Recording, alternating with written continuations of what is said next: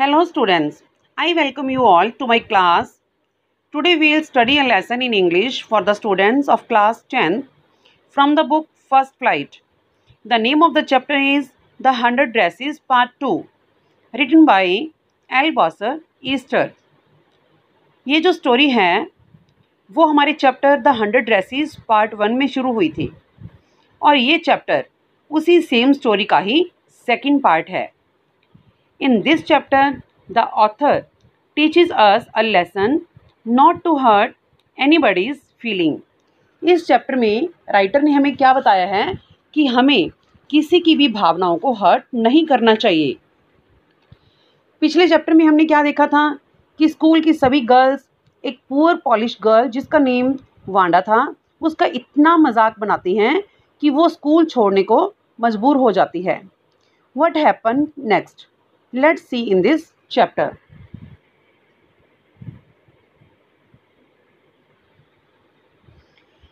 While the class was circling the room, the monitor from the principal's office brought Miss Mason a note. जब पूरी class room का round ले रही थी, क्यों राउंड ले रही थी वो? क्योंकि पूरी क्लास में ड्राइंग्स लगी हुई थी, तो उन्हीं ड्राइंग्स को देखने के लिए बच्चे क्लास का राउंड ले रहे थे. The monitor from principal's office brought Miss Mason a note. तो एक क्लास का मोनीटर प्रिंसिपल के ऑफिस से मिस मैसन यानी कि अपने क्लास टीचर के लिए एक नोट लेकर आता है. Miss Mason read it several times and studied it thoughtfully for a while. Miss Mason ने इस नोट को कई बार पढ़ा और फिर एक पल के लिए उसके ऊपर सोच विचार किया. Then she clapped her hands. Attention class, everyone back to their seat. फिर मिस मैसन ने अपने हाथों से ताली बजाते हुए पूरी क्लास का ध्यान अपनी तरफ अट्रैक्ट किया और बच्चों को अपनी सीट पर जाने के लिए कहा. When the shuffling of feet had stopped and the room was still and quiet. जब सभी बच्चे अपनी सीट पर बैठ गए और पैरों के घिसने की आवाज़ें आना बंद हो गई और क्लास में पूरी तरह से शांति आ गई. मिस मैसन सेड, तभी मिस मैसन ने कहा, I have a letter from Wanda's father that I want to read to you. मेरे पास आज वांडा के पिता की तरफ से एक खत आया है जो मैं तुम सबको पढ़कर सुनाना चाहती हूँ. Miss Mason stood there a moment and the silence in the room grew tense and expectant. Miss Mason एक पल के लिए खड़ी रही और जो रूम की खामोशी थी वो और भी ज़्यादा तनावपूर्ण हो गई और उत्तेजना बढ़ गई बच्चों के अंदर ये जानने के लिए कि खत में क्या लिखा हो सकता है. The teacher adjusted her glasses slowly and deliberately. Teacher ने अपने ग्लासेस यानी कि चश्मे को धीरे से ठीक किया और उसने ऐसा जानबूझकर किया ताकि बच्चों की उत्तेजना और ज़्यादा बढ़ जाए. Her manner indicated that what was coming. This letter from Wanda's father was a matter of great importance. तो उसके मैनर से पता चल रहा था कि क्या होने वाला था. वांडा के पिता की तरफ से जो ये खत आया था वो बहुत ही महत्वपूर्ण था.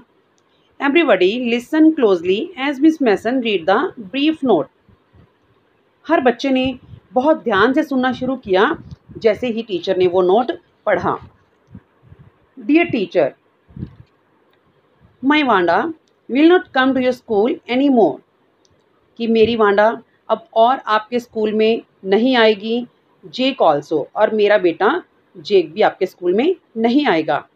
Now we move away to big city. अब हम एक बड़े शहर में जा रहे हैं. नो मोर हॉलर पोलैक. हॉलर का मतलब होता है लाउड शाउट, मतलब ज़ोर से चिल्लाना.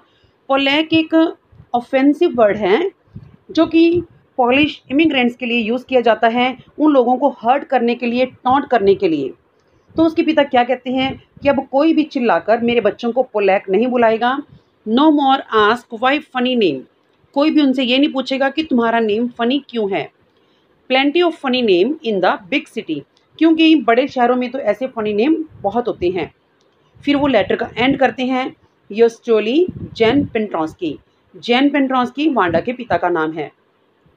अ deep silence met the reading of this letter. जैसे इस लेटर को पढ़ा गया तो कमरे में गहरी खामोशी छा गई. Miss Mason took off her glasses. Teacher ने अपने ग्लासेस यानी कि अपने चश्मे उतारे. Blew on them and wipe them on her soft white handkerchief. तो टीचर ने उन चश्मों के ऊपर एक फूंक मारी और उनको अपने वाइट सॉफ्ट से रुमाल से साफ किया। Then she put them on again and looked at the class. फिर टीचर ने दोबारा से अपने चश्मे पहने और क्लास की तरफ देखा। When she spoke, her voice was very low. जब टीचर बोली तो उसकी आवाज़ बहुत ही धीमी थी। I am sure that none of the boys and girls in the room 13 would purposely and deliberately hurt anyone's feeling. मुझे टीचर क्या कहते हैं कि मुझे विश्वास है कि रूम नंबर 13 में कोई भी लड़का या लड़की किसी भी दूसरे की भावनाओं को जानबूझकर, डेलिबरेटली मीन्स जानबूझकर, और पर्पसली मीन्स किसी खास इरादे से किसी की भी भावनाओं को हर्ट नहीं करेगा। Because his or her name happen to be a long unfamiliar one. इसलिए कि उस बच्चे का जो नाम है वो काफ़ी ज़्यादा लंबा है या फिर वो अपरिचित सा नेम है। मतलब टीचर ने वांडा का नेम नहीं बताया कि तुम लोगों ने वांडा को हर्ट किया है, तो वो इनडायरेक्टली बच्चों से बोल रही है। I prefer to think that what was said in thoughtlessness. तो टीचर कहती है कि मुझे लगता है कि जो भी किसी ने कुछ कहा वो बिना सोचे विचारे कहा।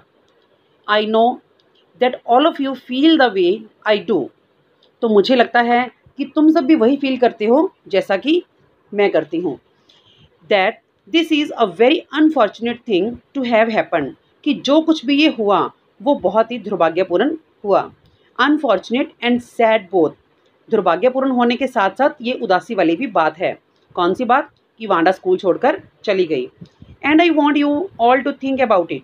और फिर टीचर कहती है कि मैं आप सब बच्चों से चाहती हूँ कि आप इस बारे में सोच विचार करें। The first period was a study period. पहला पीरियड स्टडी का था। Maddie try to prepare her lessons. Maddie ने अपना लेसन प्रिपेयर करने की कोशिश की, but she could not put her mind on her work. लेकिन उसका अपना काम करने में मन नहीं लग रहा था। She had a very sick feeling in the bottom of a stomach. उसे अंदर से बहुत ही घबराहट हो रही थी। Too she had not enjoyed listening to Peggy ask Wanda how many dresses she had in her closet. सच था ये कि मैडी को पैगी की तरफ से ये सुनने में कभी मज़ा नहीं आया था। उसे कभी ये बात अच्छी नहीं लगी थी जब वो वांडा से पूछती थी कि तुम्हारी अलमीरा में कितनी ड्रेसेस रखी हुई हैं। But she had said something, लेकिन सेड नथिंग। लेकिन मैडी ने कभी कुछ नहीं बोला। She had stood by silently.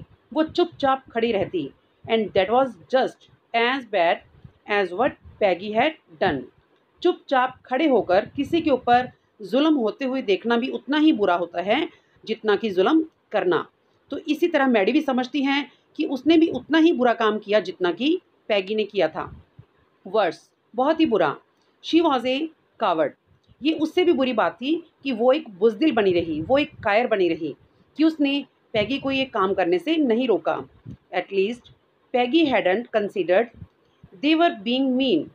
कम से कम पैगी ने तो ये कभी नहीं सोचा था कि उन्होंने वांडा के साथ जो भी किया वो गलत था। But she Maddie had thought they were doing wrong. लेकिन मैगी ये सोचती थी कि उन्होंने जो भी किया वो बहुत गलत था। She could put herself in Wanda's shoes. उसने अपने आप को वांडा की जगह रखकर सोचा। Goodness, wasn't there anything she could do.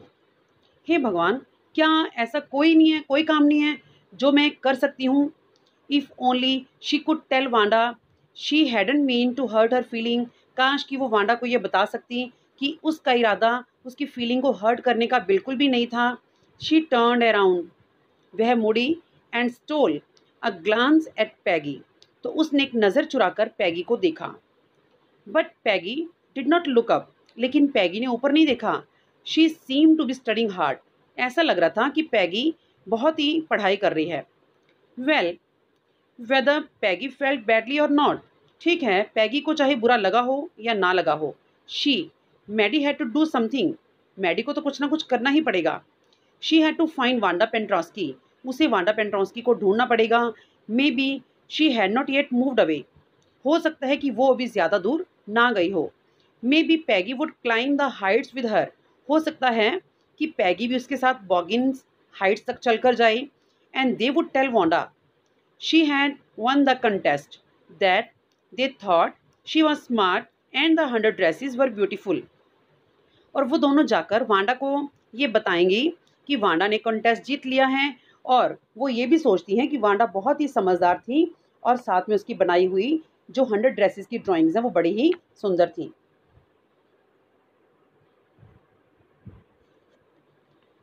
When school was dismissed in the afternoon, Peggy said with pretended casualness. जब दोपहर में स्कूल की छुट्टी हुई तो पैगी ने प्रिटेंडेड कैजुअलनेस मतलब विदाउट एनी सीरियस इंटेंशन, बिना किसी खास इरादे के ऐसे ही बोल दिया, hey let's go and see if that kid has left town or not. क्या कहा मैडी को कि चलो देखते हैं कि क्या वांडा अभी तक शहर छोड़ के गई भी है या नहीं गई. So Peggy had the same idea. Maddie glowed. Peg was really all right. तो मैडी खुश हो गई. क्यों हो गई? क्योंकि उसे लगा कि पैगी का भी वही विचार है जो मैडी का था. पैगी बिल्कुल ठीक कह रही थी. The two girls hurried out of the building up the street towards Boggins Heights. दोनों लड़कियां स्कूल की बिल्डिंग से तेजी से बाहर निकलकर बॉगिन्स हाइट्स की तरफ भागी. The part of the town, ये शहर का वो हिस्सा था, that wore such a forbidding air on this kind of a November afternoon, drizzly, damp और डिस्मल. तो ये शहर का ऐसा हिस्सा था जहाँ पे नवंबर की दोपहर में कुछ ऐसी फॉरबिडिंग एयर मतलब नीरस सी हवा चल रही थी, जिसमें कुछ ड्रिजली मीन्स नमी थी, डैम्प और डिस्मेल का मतलब दे रखा है होपलेसनेस, जिसमें कुछ निराशा भी झलक रही थी, मतलब निराशापूर्ण हवा चल रही थी. Well at least said Peggy gruffly. ठीक है, पैगी ने थोड़ा रूखे स्वर में बोला, I never did call her a foreigner or make fun of her name. कि मैंने कभी भी वांडा को फॉरनर कहकर नहीं बुलाया और ना ही कभी उसके नेम का मजाक उड़ाया था. I never thought she had the sense to know we were making fun of her anyway. मैंने तो कभी ये सोचा ही था कि उसे इतनी भी समझ है कि वो ये जान पाए कि हमने किसी भी तरीके से उसका मजाक उड़ाया है. I thought she was too dumb. मैंने तो सोचा था कि वो बड़ी बेवकूफ़ सी लगती हैं. And gee look how she can draw. Gee एक एक्सक्लेमेशन है. एक्सक्लेमेशन में क्या होता है कि जैसे हैरान होकर या फिर सरप्राइज होकर वो बोल रही थी पैगी कि देखो उसने कितनी अच्छी ड्राइंग बनाई. Maddie could say nothing. Maddie ने कुछ भी नहीं कहा. All she hoped was that they would find Wanda. उसे बस एक ही उम्मीद थी कि वो वांडा को ढूंढ पाएं. She wanted to tell her that they were sorry they had picked on her. वो उसे ये कहना चाहती थी. क्या कहना चाहती थी? सिर्फ सॉरी फील करना चाहती थी वांडा के आगे. किस बात के लिए? क्योंकि उन्होंने उसके ऊपर पिक डाउन किया था. पिक डाउन का मतलब कटाक्ष करना, उसका मजाक उड़ाना. And how wonderful the whole school thought she was. और उसे ये कहना चाहते थे कि पूरा स्कूल उसके बारे में अब कितना अच्छा सोचता है. She was and please not to move away. और उसे कहना चाहती थी, उसे रिक्वेस्ट करना चाहती थी कि वो यहाँ से या स्कूल छोड़कर ना जाए. And everybody would be nice. हर कोई उसके प्रति अच्छा बनकर रहेगा. She and Peggy would fight anybody who was not nice. और वो उसे ये भी बताना चाहती थी कि अगर कोई भी स्कूल में उसके साथ अच्छा व्यवहार नहीं करेगा तो पैगी और मैडी दोनों उसके साथ झगड़ा करेंगी. The two girls hurried on. दोनों लड़कियां तेजी से चल रही थी. They hope to get to the top of the hill before dark. उन दोनों को अंधेरा होने से पहले टॉप पर पहुंचने की उम्मीद थी. I think that's where the Petronskis live, said Maddie pointing to a little white house. Maddie ने एक छोटे से वाइट हाउस की तरफ इशारा करते हुए कहा कि मुझे लगता है पेंट्रांस्कीज वहाँ रहते होंगे. wisps of old grass stuck up here and there along the pathway like thin kittens. wisp का मतलब होता है गट्ठे. जो सूखी हुई घास के गट्ठे थे वो रास्ते में यहाँ वहाँ पड़े हुए थे जैसे कोई बिल्ली के बच्चे हों. The house and it's pass little yard looked shabby but clean. वो छोटा सा घर और उसका टूटा फूटा छोटा सा जो आंगन था वो शैबी मतलब मैला सा लग रहा था, लेकिन फिर भी वो साफ था। It reminded Maddie of Wanda's one dress. इस आंगन को देखकर मैडी को वांडा की एक ड्रेस याद आई, हर फेडेड ब्लू कॉटन ड्रेस, उसकी वो फीके पड़ चुके नीले रंग की कॉटन की ड्रेस, शैबी बट क्लीन, जो कि बहुत पुरानी हो चुकी थी लेकिन साफ होती थी। There was not a sign of life about the house. घर में ऐसा कोई भी नामो निशानी लग रहा था जिससे देखकर लगे कि वहाँ कोई रहता होगा। Peggy knocked formally on the door. Peggy ने दरवाजे पर नॉक की, दस्तक दी, but there was no answer, लेकिन कोई जवाब नहीं मिला। She and Maddie went around to the backyard. वो और मैडी दोनों पिछले दरवाजे की तरफ गए एंड नॉक देयर, और वहाँ जाकर दस्तक दी। Still there was no answer, लेकिन वहाँ से भी कोई जवाब नहीं मिला। There was no doubt about it. अब इसमें कोई संदेह नहीं था। द पेंट्रॉन्स्कीज वर गॉन, कि पेंट्रॉन्स्कीज जा चुके थे। How could they ever make amends, अब वो अपना पश्चाताप कैसे करेंगी। They turn slowly and made their way back down the हिल। धीरे से वो मुड़ी और अपने वापसी के रास्ते पर चल पड़ी। Well anyway said Peggy, she has gone now, so what can we do. तो पैगी बोलती हैं कि कुछ भी हो, अब तो वो जा ही चुकी है, अब हम क्या कर सकते हैं। Besides when I was asking her about all her dresses, she probably was getting good ideas for her drawings. तो पैगी कहती है कि जब भी मैं उससे उसकी ड्रेसेस के बारे में पूछा करती थी तो शायद उसे ड्रेस डिज़ाइन करने के लिए कुछ न्यू आइडियाज़ मिलते थे। She might not even have one the contest otherwise, नहीं तो शायद वो ये कॉन्टेस्ट कभी जीत ही ना पाती। Maddie turn this idea carefully over in her head. Maddie ने बड़े ही ध्यान से पैगी की इस विचार को अपने दिमाग में बिठा लिया। For if there were anything in it she would not have to feel so badly, क्योंकि इसमें ऐसी कुछ सेंस नहीं थी, ऐसा कुछ भी नहीं था जिसके बारे में वो बुरा फील करती। But that night she could not get to sleep, लेकिन उस रात वो सो नहीं पाई। She thought about Wanda and her faded blue dress and the little house she had lived in. वो पूरी रात वांडा के बारे में, उसकी फेडेड ब्लू ड्रेस के बारे में और उसके वो छोटे से घर के बारे में सोचती रही। And she thought of the glowing picture those 100 dresses made all lined up in the classroom. साथ ही साथ वो वांडा के द्वारा बनाई हुई वो ड्रेसेस की 100 पिक्चर्स के बारे में सोच रही थी जो क्लासरूम में लगी हुई थी। At last Maddie sat up in bed and pressed her forehead tight in her hands and really thought. आखिरकार मैडी उठकर बैठ गई और अपने माथे को दोनों हाथों से कसकर पकड़ लिया और सोचने लगी।